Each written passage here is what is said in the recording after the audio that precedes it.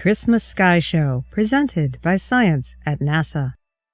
Just when you thought Christmas was over, at the end of the day on December 25th, a pair of holiday lights will pop out of the deepening twilight.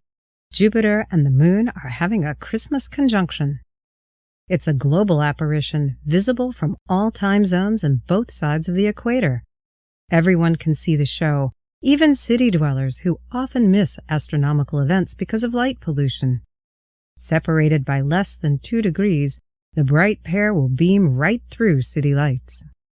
For anyone who gets a telescope for Christmas, the timing is perfect. Jupiter and the Moon are among the most satisfying targets for backyard optics. A quick sweep of the telescope from Jupiter to the Moon and back again will reveal Jupiter's storms and cloud belts, the Moon's mountains and impact craters, and of course the 4 Galilean satellites circling the giant planet like a miniature solar system. Jupiter's trademark Great Red Spot will also be on display, and it is worth a look. Astronomers recently announced that the enormous swirling storm, twice as wide as the planet Earth, is spinning up. Actually, explains planetary scientist Glenn Orton of NASA's Jet Propulsion Laboratory, the red spot is shrinking. He likens it to the iconic picture of a figure skater pulling her arms in to spin faster. As the size contracts, the spin rate increases. John Rogers, head of the British Astronomical Association's Jupiter section, noticed the phenomenon in recent pictures of Jupiter, snapped by amateur astronomers.